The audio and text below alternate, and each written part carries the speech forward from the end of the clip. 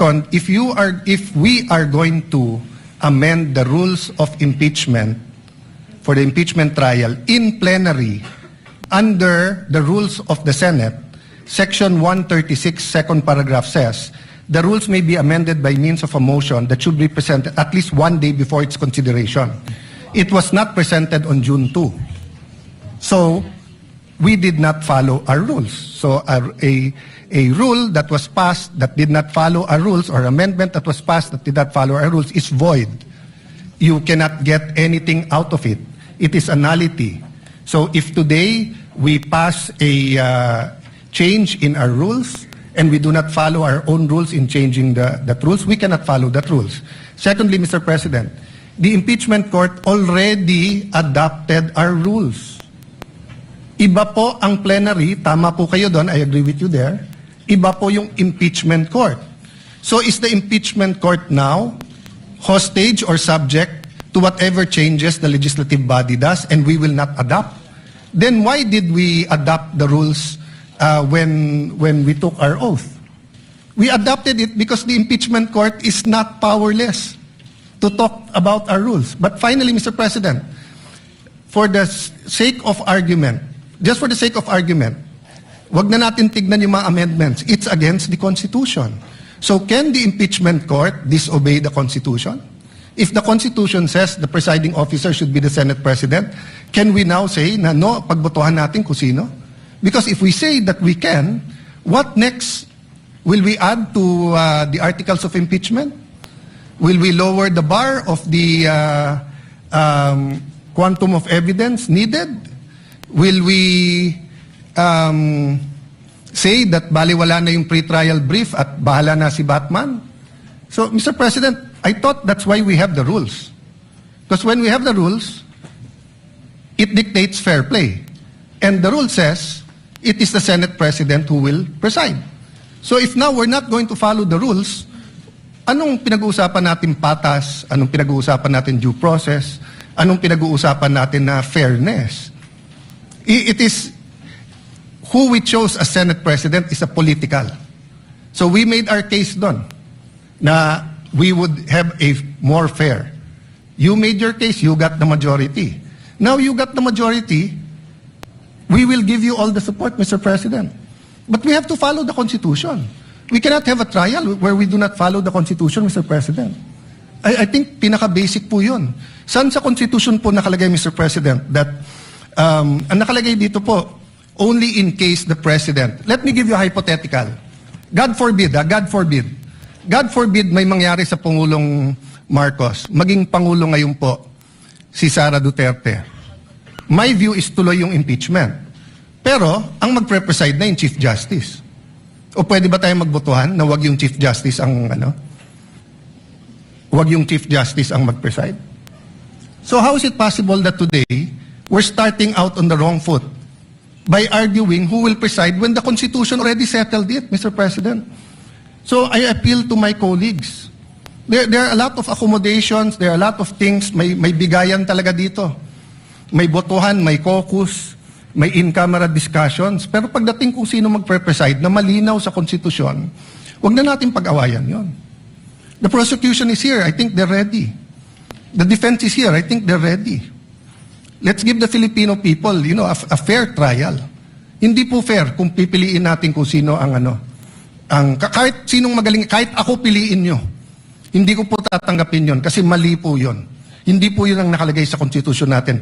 Very, very clear po sa records ng Constitutional Commission. Walang makaka-amend doon. We are not given any latitude on this matter, Mr. President. I appeal to you, Mr. President. This is your Senate presidency. Thank you. Thank you for that, those views to the good gentleman from Taguig. Kanina po, nabanggit ko ho na in my manifestation as the Senate President, that resolution number 39, or the rules of procedure on impeachment trial, as amended, shall continue to apply.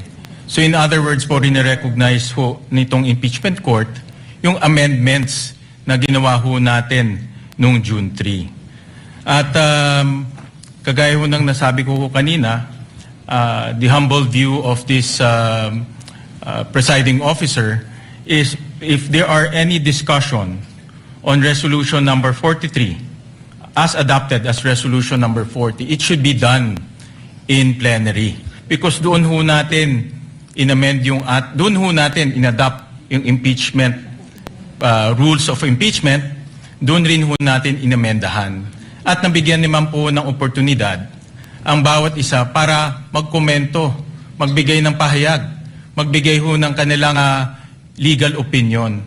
Pero at that time, wala naman po ang nag-object at inadapt po ng Senado in a legislative body. So the position of the chair, if there are any comments, any legal opinions, and issues, it should be done through the legislative body of the Senate. Mr. President, there is no conflict, Mr. President, with your permission, Mr. President. There's no conflict. If you want to discuss it, in 3 weeks may session na tayo. So all we have to do today is follow the Constitution. You preside, then pagdating ng plenary, then we can debate whether we are allowed to amend the Constitution or not. Because, Mr. President, that's why I premise this not as a parliamentary inquiry or as a point of information or whatever we may call it.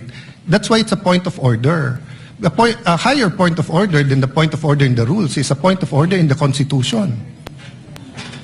The Constitution says it is the Senate President who will preside. So are we saying now, Mr. President, that the rules can amend the Constitution? Is that the ruling of the chair? Before I make my final ruling on this matter, may I recognize the gentleman from Pampanga, Senator Kiko Pangilinan. Thank you, Senate President. Mr. President, with all due respect, the Constitution does not provide that the Senate President must preside in cases of impeachment trial. What the Constitution provides is that when the President is undergoing impeachment, going through the trial, is being tried, the Chief Justice must preside. Nowhere in the Constitution, in the provisions on public accountability and impeachment, does it say that the Senate President must preside when the Vice President is under trial or any other impeachable officer. And precisely because of this, and precisely because the Constitution likewise allows Congress, not the impeachment court, Congress, to promulgate its own rules, which is what the Senate did in June 3. We proposed amendments to the rules under our rulemaking power, which, by the way, was subsequently ratified when we convened in a special session on June 17.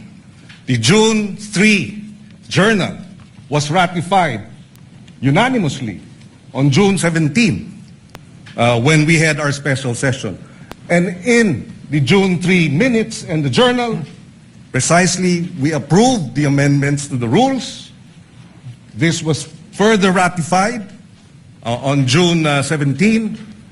Therefore, it is considered regular. The presumption of regularity now comes into force. But having said that, Mr. President, the good gentleman from Taguig has brought this matter before the Supreme Court. And we agree with the point earlier raised by the Senate President. This matter should be either discussed in the Senate in plenary as a legislative body, or if he has questions which may in fact turn out to be valid, he has brought this matter before the Supreme Court. And therefore, this impeachment court is not the venue for this debate, Mr. President. If there is anyone who is out of order, with due respect, I think the proper process is the matter is pending before the Supreme Court. There is no temporary restraining order. There was a request for a status quo ante order. It was not granted. And therefore, the presumption of regularity behooves us as an impeachment court to proceed And finally, Mr. President, allow me to reiterate, the point of order is improper. In fact, the debate on this matter here in the impeachment court is out of order, Mr. President. Sir For the President. So, Sir President, so before you decide, Mr. President. the chair has already Mr. ruled. President, before you rule, That the chair has Senator already Pia wants ruled. to ask for the floor. Just And 2 minutes. And may I respond to Senator Pangilinan? I'll allow the gentleman from Taguig to rebut for 2 minutes, and then we will make the final Yes. ruling. Before I rebut, I'm from Ateneo Law School, and what they taught us there is that you look at the records of the Constitutional Commission, and then pag klaro, klaro. But let's call someone from UP Law to see whether they were taught the same thing. Senator Pia, may I ask that Senator Pia be We recognized recognize the before I get my gentlelady 2 from minutes? Taguig, Senator Pia Cayetano. Thank you, Mr. President.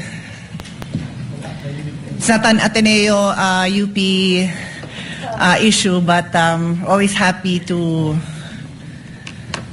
stand before our colleagues and share our experience in the UP College of Law. I was prepared to address this to all our members of the bar in the Senate, but since it is Senator Kiko, my schoolmate, my teammate actually in the UP volleyball varsity team who stood up, I'll also specifically address it to Senator Kiko. So dear Senator Kiko and our colleagues in the majority, knowing that you have members in the majority that are lawyers, and for those who are not lawyers, you definitely have consultants who are lawyers. Wala naman siguro ni isang senador dito na walang consultant na abogado. Kahit ako abogado, ang dami ko hong staff na abogado din. Why? Because these are legal issues. We need to talk to the experts. Kung pag-uusapan natin ng mental health, physical health ng Vice President, then of course we will not listen to lawyers. We will listen to doctors, di ba? So this is a legal issue. Let's hear what the lawyers have to say. But let me just quote, because I know the Senate President doesn't have time to call on all the lawyers. So if you ask your lawyers in your staff, I'm sure nag-abala sila to look at the constitutional records, to look at the journal. I'm sure. And if they did not, please take your cell phone now and text your staff. What does the constitutional journal, the records of the debate show? Sinabi na po ni Senator Alan Cayetano, you can question him, you can doubt him, ask your staff. May I ask you, dear colleagues, let's do our job well. The same way when you stand up and you tell me to do my job well, and you disagree, I disagree with your point of view, I will listen intently to your point of view. And I'm looking at each one of you, because this is our solemn duty. What does the Constitution say? Nakalagay doon, the Chief Justice, pag the President. Silent nga po sa iba. So sabi ng iba, at yan ang sinasabi ng Senate President natin, na mukhang pwedeng iba. So we looked at what the constitutional framers said. What did they say? Nagdebate na po sila, colleagues. Nagdidebate tayo dito. Pag sinabi ng sponsor, ito na yung paliwanag, yung nag-i-interpolate at nagbibigay ng amendment, sinasabi niya, okay, yung pala paliwanag mo, okay na ako. No need to amend.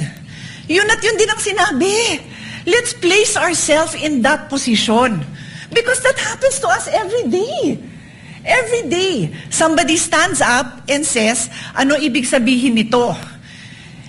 And the sponsor will explain. Pag hindi maliwanag, sasabihin nung nag-i-interpolate or nag-a-amend, ay papa-amend ko kasi hindi maliwanag or I want to improve it. Pero kung nagkaintindihan naman, okay na. Eh yun nga yung binasa, tanungin nyo naman po yung staff nyo.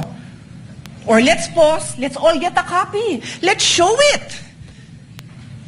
Because this is the foundation of this trial na tama yung nakaupong presiding officer. So that's my first point. Mag-abala naman tayo. Read it yourself, ask your staff to print a copy. In fact, on that note, may I ask Senator Alan's staff to print a copy and give it to all our colleagues. Mabilis lang yan, hindi na yan mapapatagalan. Show it. We can take judicial notice naman po siguro of it. Siguro naman, alam na natin ang ibig sabihin ng judicial notice. You can go to the actual records. Nandito na makakuha naman natin yun kung pagdududahan nyo yung ipapaprint ko. So that's my first point. My second point, Mr. President, is addressed to His Honor. If His Honor will insist that we have to call a regular session, we have to be in session to amend the impeachment rules, eh di tawagan niyo po ang Malacanang. Nagpa-special session naman po siya, di ba, with all due respect, to pass the National Orchid Law. To pass, what else? Ano, tatlo yun eh. Oo nga, yun nga, yung waling-waling as National Orchid. Ano pa yung dalawa? No, I know, I'm not questioning it. I'm saying that there was a special session called to pass 3 laws. Naalala ko yung waling-waling because I love it. This is important. O ano pa yung dalawa? Unfortunately, hindi ko na maalala. Dalawang naturalization. Sports-minded po tayo. Love po natin yun. Nagkaroon ba ng laban between now and July para mag-special session tayo para doon? Hindi ko alam. But in any case, ito importante ito, di ba? Eh di kung pa-i-insist nyo na yung impeachment amendment na yan kailangan gawin ng special session, eh papatawag tayo ng special session. Mukha namang very supportive naman ang Malacanang sa majority. Di ho ba? Pero I take the position that we are in impeachment court. We are already in impeachment court. Therefore, the amendments must happen here. Medyo common sense din naman po yan. I rest my case. Yun lang po. But as soon as the copies come, I will give it to you. Colleagues, look at it. Huwag tayong majority-minority botohan. Ayusin natin yung pagboboto natin dahil pinapanood tayo, pinapaniwalaan tayo, at umaasa sa atin ang taong bayan. Maraming salamat po. Once again, it is, again, before the chair rule,